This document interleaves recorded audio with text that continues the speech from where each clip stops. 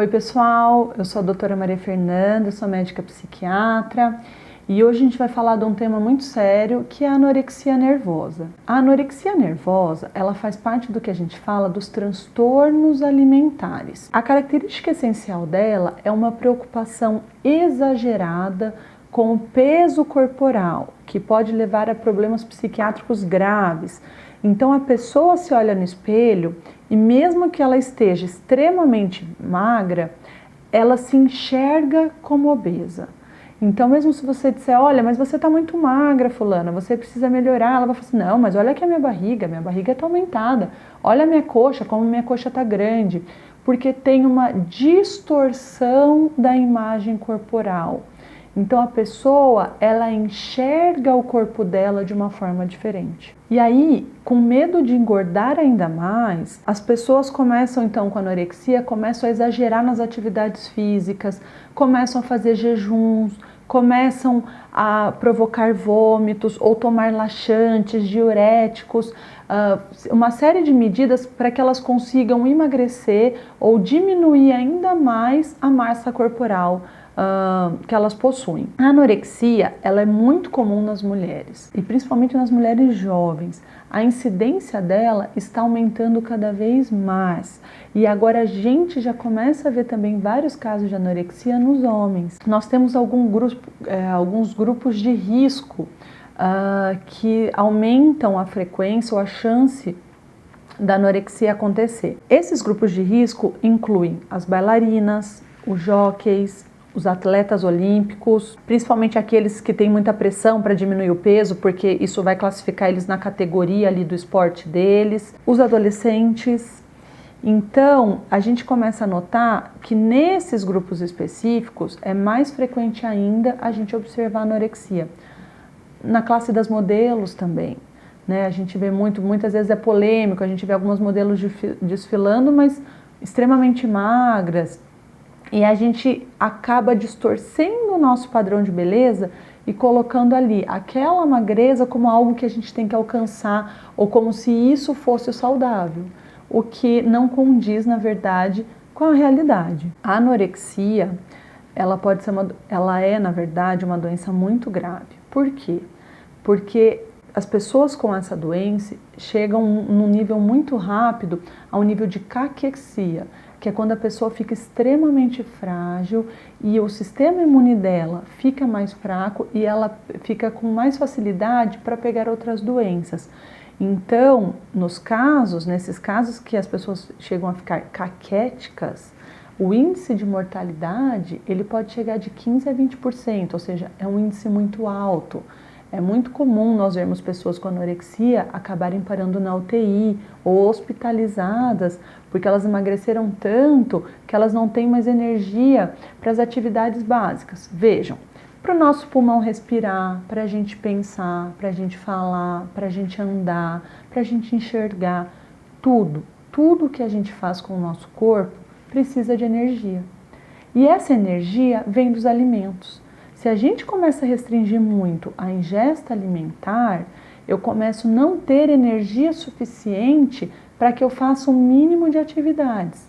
O meu corpo, para conseguir essa energia, ele começa a usar meus depósitos, ele começa a utilizar minha gordura, mas tem uma hora que minha gordura vai acabando, ele começa a usar meu músculo, ele começa a usar o que ele encontrar ali para virar energia, já que a ingesta que eu estou tendo é muito baixa e não é suficiente para dar conta de eu estar fazendo todas as minhas atividades. Os sintomas mais característicos da anorexia incluem uma perda exagerada e muito rápida de peso, sem nenhuma justificativa, não tem nenhuma doença por trás. Então, nos casos mais graves, o IMC, que é o índice de massa corpórea, que é uma medida que a gente usa avaliando a altura e o peso, ele é menor do que 17. Geralmente, quem tem anorexia se recusa a participar de refeições familiares. Por quê? Porque as pessoas vão observar o tanto que ela está comendo, vão observar que ela não comeu nada. Então, muitas vezes eles vão dar algumas desculpas. Ah, eu não vou comer, eu já comi antes, eu já comi, mãe. Ah, não, eu vou comer depois, agora eu estou sem fome. Ah, eu comi na casa da minha amiga. Mas, na verdade, ela não comeu e ela acaba pulando aquela refeição. Na anorexia, se tem uma preocupação exagerada com a caloria dos alimentos. Então eles estão olhando o tempo todo quantas calorias tem a barrinha de cereal, quantas calorias tem a bala, quantas calorias tem o suquinho que ela tomou, quantas calorias vai ter a colher daquele arroz que ela está tomando. E tem alguns pacientes que chegam a ingerir menos de 200 calorias por dia. O normal para uma pessoa mais ou menos do meu tamanho seria de 1.800 a 2.000 calorias por dia. Então veja só a diferença. Muitas vezes na anorexia a gente pode até ter uma interrupção do ciclo menstrual. Então a menina entra no que a gente fala de uma amenorreia, ou seja, ela não menstrua mais. E pode até regredir um pouco as características femininas. Diminui o seio, ou a voz fica mais infantil, ela tem uma regressão mesmo, o cabelo fica quebradiço, a pele muito seca, a unha também quebra com mais facilidade. É muito comum a gente ver também quem tem anorexia ter outros quadros psiquiátricos associados.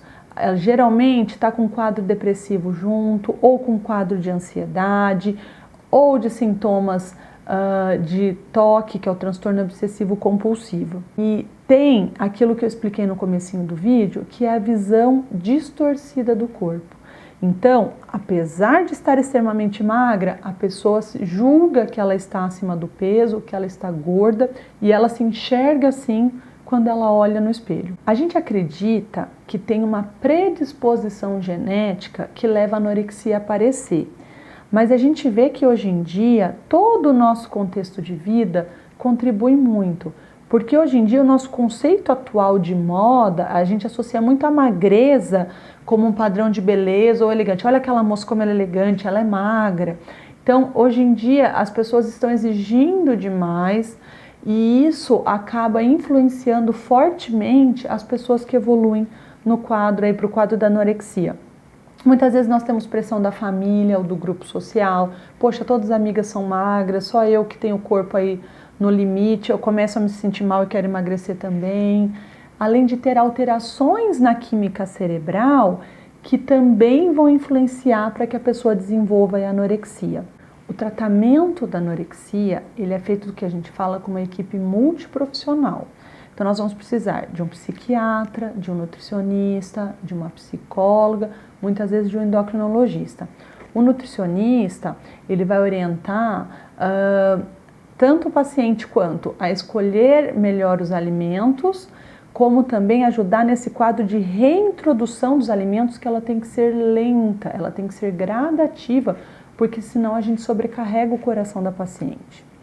A psicóloga vai ajudar no controle dos pensamentos, para que a pessoa não fique só voltada aos pensamentos para preocupação com o corpo ou com o peso, para que ela consiga também controlar esses pensamentos quando eles aparecem e ao mesmo tempo se dedicar a outras coisas. E a psiquiatria, nesse caso, vai entrar com medicações que vão ajudar, aí vão complementar com tratamento psicológico.